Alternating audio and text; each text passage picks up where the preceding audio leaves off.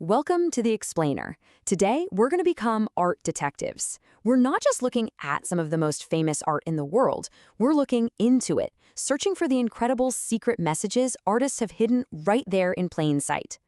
You know how it goes. It always starts with some tiny little detail that just feels a bit off. A shadow that doesn't quite make sense, or an object in the corner that seems completely random.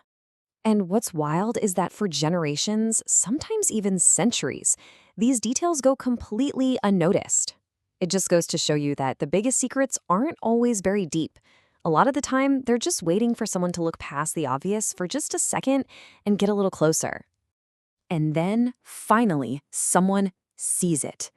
They have that aha moment where they realize that tiny, seemingly random detail, well, it wasn't a mistake. Not at all. It was intentional. It was a message left there by the artist, just waiting to be found. Which, of course, begs the question, why didn't anyone see it before? And maybe more importantly, what else have we all missed? Okay, so let's get right into it. Why would an artist hide a message in the first place? I mean, why whisper through symbols and shadows instead of just, declaring your ideas for everyone to see? Well, the reality is, for most of history, artists weren't exactly working in a vacuum.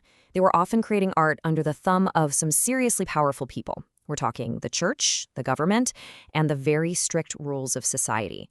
Trying to express a controversial idea or a personal doubt or a political critique, that wasn't just frowned upon, it could be really, really dangerous. So they had to get clever. They had to develop a whole new language, a language made of symbols, of hidden arrangements, and of subtle clues. The art itself became this kind of safe container for dangerous ideas. It wasn't about shouting a message from the rooftops. It was about whispering it to anyone who was willing to lean in and listen closely. All right, let's look at one of the absolute masters of this secret language, Leonardo da Vinci. Because this guy, he wasn't just a painter.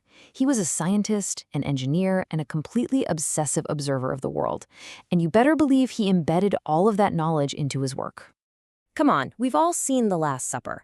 It's one of the most iconic images on the planet. But what if it's more than just a painting of a famous biblical moment? What if it's actually a giant puzzle, meticulously designed by an absolute genius?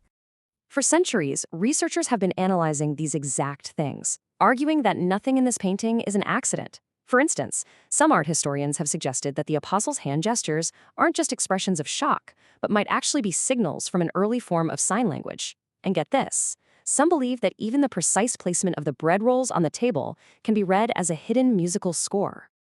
And the depth of these theories is just astounding. Some researchers have literally overlaid musical staves onto the painting, proposing that the apostles' hands and the bread combined to create a 40-second hymn.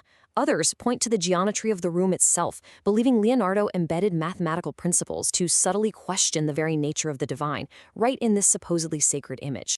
So what it all comes down to is this. Leonardo created a masterpiece that practically begs to be analyzed. He knew that by embedding all these potential meanings, he was ensuring his work wouldn't just be looked at, it would be studied, debated, and decoded for generations. Now, when you discover one of these hidden messages, something really profound happens. It doesn't just change the piece of art, it actually changes how you see it. It kind of rewires your perception. This slide right here illustrates that shift perfectly. One moment, you're looking at what seems to be a beautiful portrait. The next, after you learn about a hidden symbol inside it, you're suddenly looking at a silent confession or a quiet act of rebellion. The painting hasn't changed at all, but its entire meaning is new to you. And here's the real paradox. The message was never actually hidden. It was sitting there in plain sight the entire time. It wasn't the art that needed to change. It was our own awareness that had to be ready to finally perceive it. This brings us to probably the most critical question of all. If these clues are sitting right in front of us, why does it sometimes take centuries for anyone to notice? Well, the answer, as it turns out, has less to do with the art and a whole lot more to do with how our own brains are wired. To put it simply, we see what we expect to see. Think of it like this. When you're looking for your keys, your brain pretty much filters out everything that isn't key-shaped.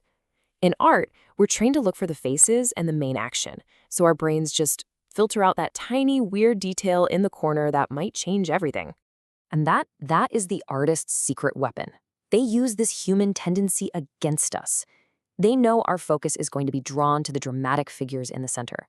So they place the real truth, that little whisper of their message, in the shadows, in the margins, in the one place we're least likely to look.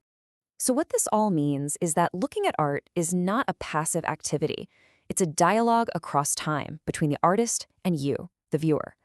The artist left the clues, and it's our job to slow down, to really pay attention, and to learn how to look for them. It really makes you wonder, doesn't it? How many masterpieces are still out there just waiting to reveal their deepest secrets? And maybe, more personally, how many important messages in art and in life have we all walked right past simply because we weren't looking closely enough? Maybe the secret isn't in the painting at all, but in our willingness to slow down and truly see.